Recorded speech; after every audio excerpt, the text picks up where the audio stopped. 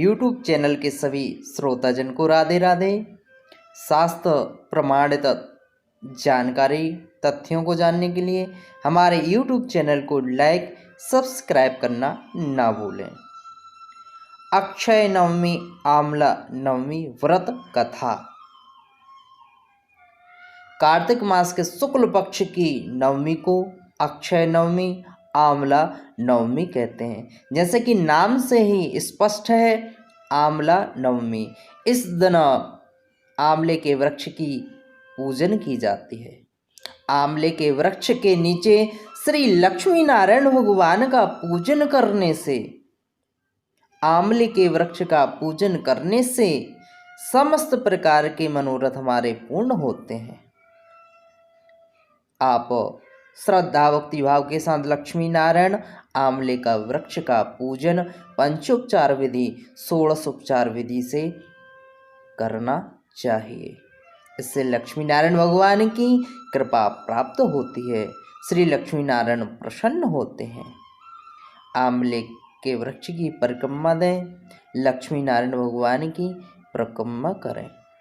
इस प्रकार से श्रद्धा भक्ति भाव के साथ पूजन करने से, कथा श्रवण करने से, दीप प्रज्वलित करने से, कार्तिक माह में दीप दान करने से अनेक प्रकार के मनोरथ पूर्ण होते हैं। श्री लक्ष्मी नारायण भगवान की कृपा प्राप्त होती है। कथा आती है कि काशी नगरी में एक निसंतान धर्मात्मा व दानी वैश्य रहता था। एक दिन वैश्य की पत्नी से एक पड़ोसन बोली, यदि तुम किसी पराये लड़के की बलि भैरव के नाम से चढ़ा दो तो तुम्हें पुत्र सुख की प्राप्ति हो सकेगी। यह बात सुनकर के जब वैश्य को पता चली तो उसने अस्वीकार कर दिया, परंतु उसकी पत्नी मौके की तलाश में लगी रही। एक दिन एक कन्या को उसने कुएं में गिरा करके भैरव देवता के नाम से बलि दे दी। इस हत्या का परिणाम विपरीत हुआ। लाव की जगह उसके शरीर पर कौड़ पड़ गए। अनेक प्रकार से वह पीड़ित हो गई। लड़की की प्रेतात्मा उसे सताने लगी। वैश्य के पूछने पर पत्नी ने सारी बात बता दी।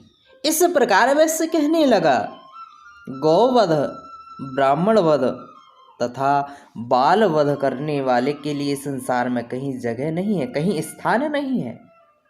इसलिए तू गंगा तट पर जाकर के भगवान नाम का कीर्तन कर, भजन कर तथा गंगा में स्नान कर, तू इस कष्ट से छुटकारा पा सकती है।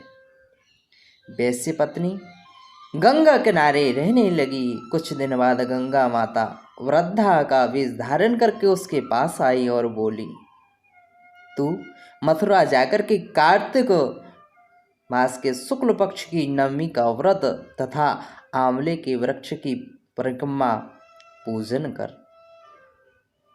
इस प्रकार से पूजन करने से, यह व्रत करने से तेरा यह रोग कौड़ दूर हो जाएगा।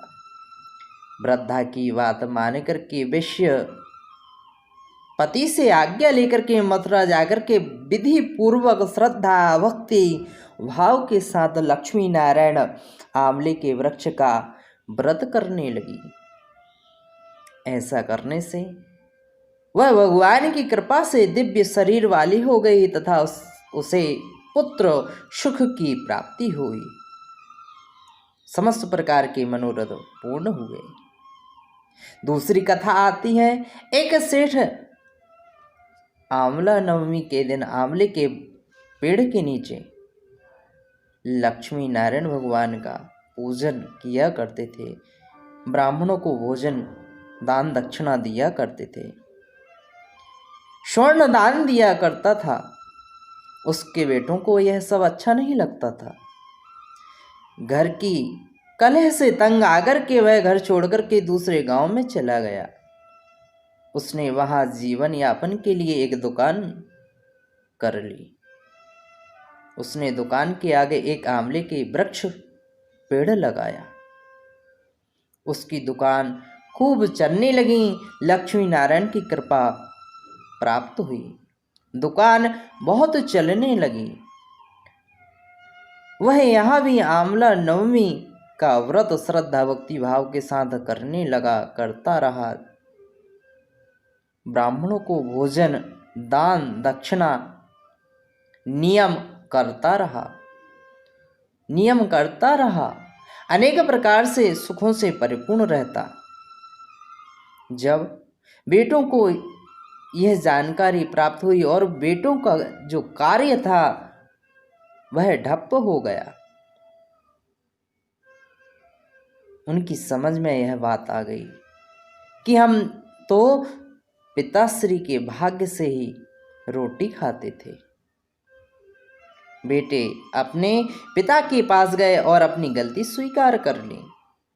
पिता की आज्ञा के अनुसार वे भी आमले के वृक्ष की पूजा करने लगे। जैसे धन्य धान्य पहले था वैसा ही हो गया। प्रसन्न चित्त हो गए, आनंद में रहने लगे और लक्ष्मी नारायण भगवान का आंवले के वृक्ष का श्रद्धा भक्ति भाव के साथ सपरिवार पूजन करने लगे। ब्राह्मण भोजन और अनेकों अनेक दान देने लगे।